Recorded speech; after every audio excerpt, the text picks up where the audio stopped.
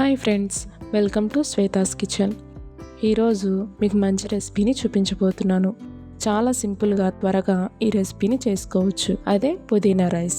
So late చేయకుండా వీడియోలోకి వెళ్ళిపోదాం. ముందుగా ఒక మిక్సీ జార్ని తీసుకొని సన్నగా కట్ చేసిన పుదీనా, 7-8 పచ్చిమిర్చిని ఇలా కట్ చేసి వేసుకుందాం.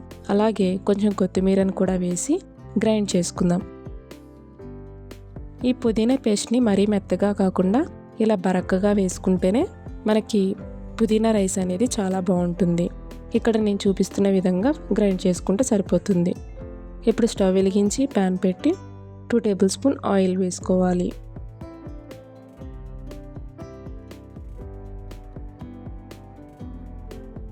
ఆయిల్ హీట్ అయ్యాక హోల్ గరం మసాలాని వేసుకుందాం.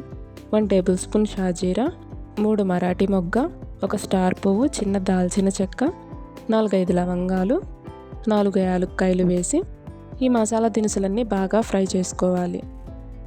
మసాలా దినుసులు బాగా ఫ్రై అయితేనే మనకి పుదీనా రైస్ అనేది బాగుంటుంది.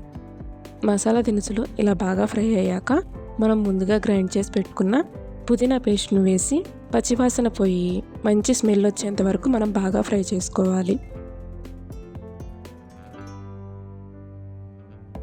ఇలా బాగా ఫ్రై అయ్యి ఆయిల్ ఇలా సైడ్స్కి వచ్చాక 1/2 టేబుల్ స్పూన్ పసుపు,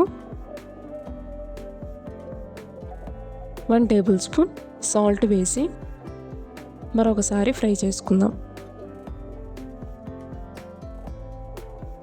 ఈ పుదీనా రైస్ని పిల్లల లంచ్ బాక్స్లోకి ఈజీగా ప్రిపేర్ చేసేసుకోవచ్చు. ఇలా బాగా ఫ్రై అయ్యాక మనం ముందుగా ఉడికించి పక్కన పెట్టుకున్న రైస్ని వేసుకుందాం. నేను ఇక్కడ బాస్మతి రైస్ని తీసుకున్నానండి. మీరు కావాలంటే నార్మల్ రైస్నైనా తీసుకోవచ్చు. ఈ పుదీనా రైస్ని ఇలా ప్రిపేర్ చేసుకుంటే పిల్లలు చాలా ఇష్టంగా తింటారు.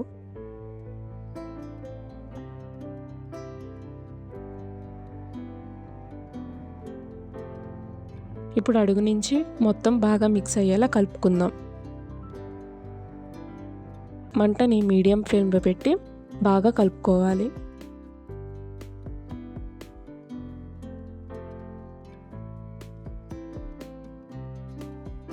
ఇలా కలుపుకున్నాక 1/2 టేబుల్ స్పూన్ గరం మసాలా వేసి మరొకసారి కలుపుకుందాం. మీరు గరం మసాలా వద్దనుకుంటే స్కిప్ చేయొచ్చు.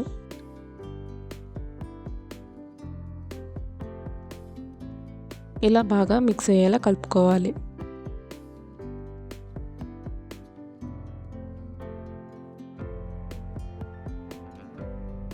అంతే, ఎంతో సింపుల్ అండ్ టేస్టీగా ఉండే పుదీనా రైస్ రెడీ. ఇప్పుడు స్టవ్ ఆఫ్ చేసి ఒక బౌల్లోకి సర్వ్ చేసుకుందాం. అంతే, ఎంతో సింపుల్ అండ్ టేస్టీగా ఉండే పుదీనా రైస్ రెడీ. ఈ పుదీనా rice paneer curry, non veg కర్రీల్లోకి చాలా బాగుంటుంది. ఈ రెసిపీని మీరు కూడా ట్రై చేసి ఎలా వచ్చిందో కామెంట్లో చెప్పండి. ఈ వీడియో మీకు నచ్చినట్టయితే లైక్ చేసి, షేర్ చేసి, సబ్స్క్రైబ్ చేయండి.